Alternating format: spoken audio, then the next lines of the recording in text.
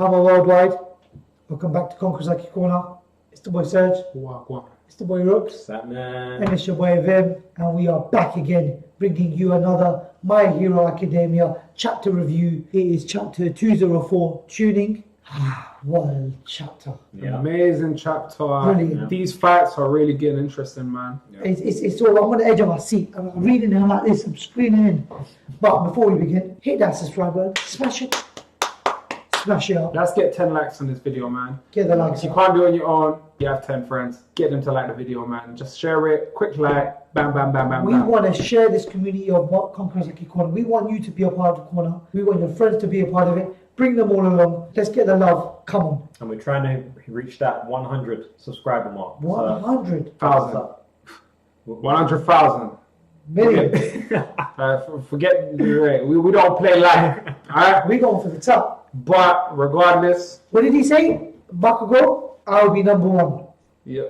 We got that vibe going, man. But regardless, man. Thank you for joining us. Appreciate it. Share the channel. But let's go away, man. And lead this family technique, man. Like, beautiful. It is nicely being done now where we're going to be seeing a lot of development.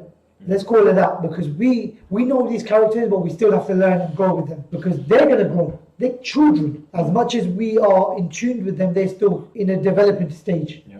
So we're going to see flashbacks. We're going to see parts of where they're going to learn new things from their family members and develop themselves as people and heroes. Also, from like a plot standpoint in the storyline, if you feel to look at the importance of kind of pattern of My Hero Academia, generally before we go into a villain arc, this happened all the time from the beginning. There's always an arc where the students fight each other in a safe environment, where they can get healed, and where they can make mistakes, where they can show where they've developed their moves, and then we move on into a bigger arc where we fight stronger villains. So what we can see right now, we are demonstrating the leaps and bounds that these boys and girls have improved. And the growth. That's what they've been. You're drunk. I just said that. I'm gonna get punched. Don't ever. That's an angry uncle right next to me, man. No, it's even that's a disrespect. Like, what do you mean, man? I'm the guy that's gonna be the what? Let's go. Let's go. Anyway, so.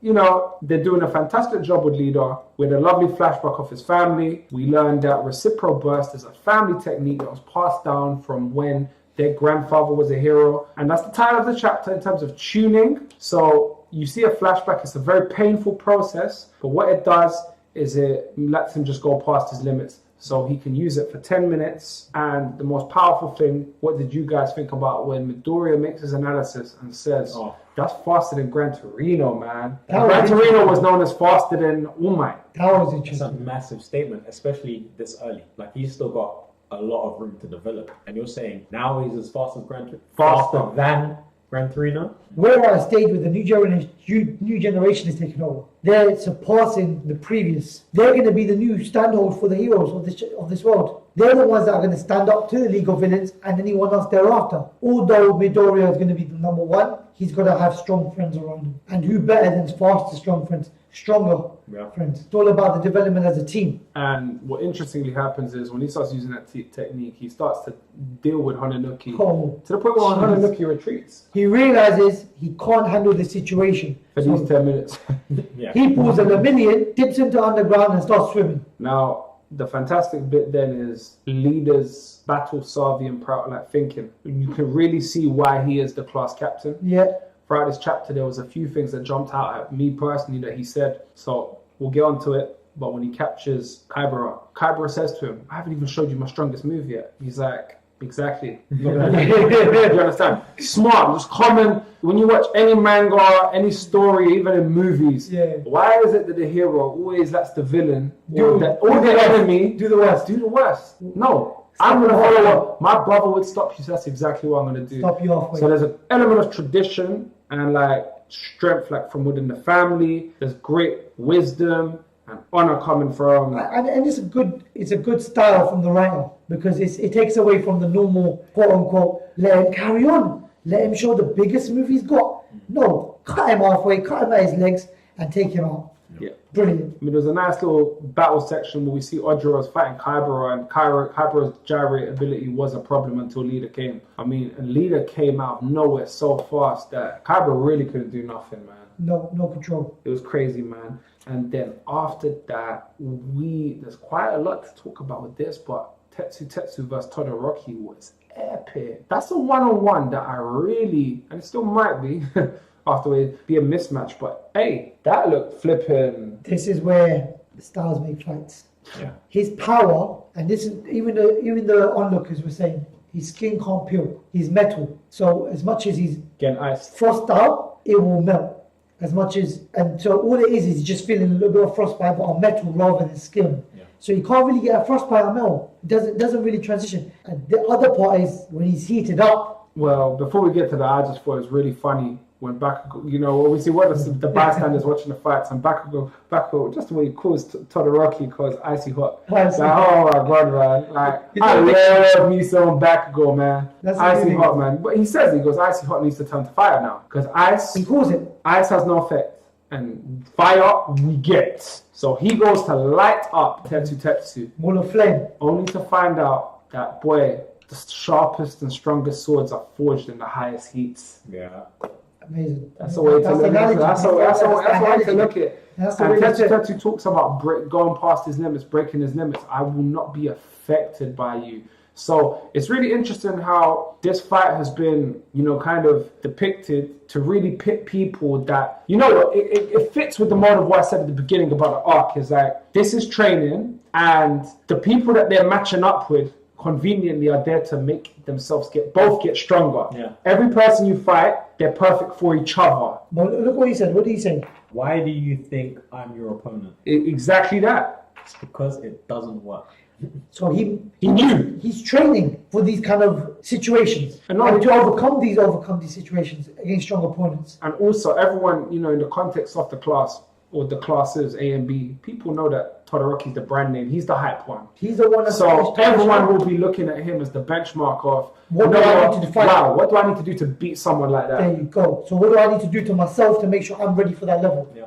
So Tetsu can handle the heat. Well, as they said, remember, Class A was always at a disadvantage because their talents have been showcased. Oh, yes. They've been seen on TV. So. And everyone else was working towards trying to defeat those images that they've already previously seen, because they've already got an understanding of what their powers can be. But I mean, when you look at Todoroki's like powers, they're just crazy. Like, everyone else has great powers and unique powers, but just the level of like area space they can cover with his flames and ice. It's like, how did you get away from that? And then you've got this guy who doesn't need to. Yeah. And then in the fight, they say he's grabbed Todoroki and won't let go. And he's pummeling his face. And he says, I'm going to pummel your face, man. Forged hot steel pummeling your face. So you're unconscious. Which then leads us to the flashback. Yeah. What does it start? So take them away again, man. Just remind them what it said. I don't like it. Mom, I don't want to become like Dad. So obviously, Todoroki's always had this internal strife of holding back. So that's always been the theme. It's like one of the reasons that he lost to Bakugo. We'll never know who would have won that tournament openly if they both went out, because Bakugo was great in his own right, but Bakugo battered him. And it's because he has that limiter on himself of, I don't want to use Dad's side. So he's got daddy issues, right? Yeah.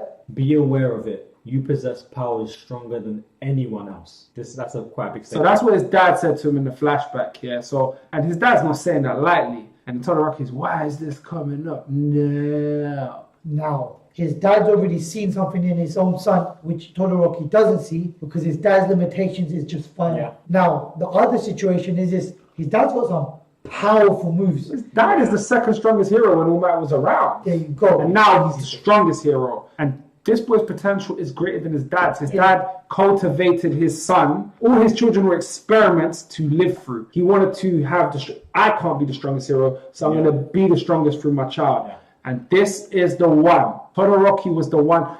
What did they say? His brother couldn't control his powers, yeah? Todoroki's the perfect candidate, man. So if Todoroki does the blue flame... Oh, you think it's a blue flame? It is the blue flame, because that blue flame... Oh my God, you're right. ...takes a lot of energy and power from his body.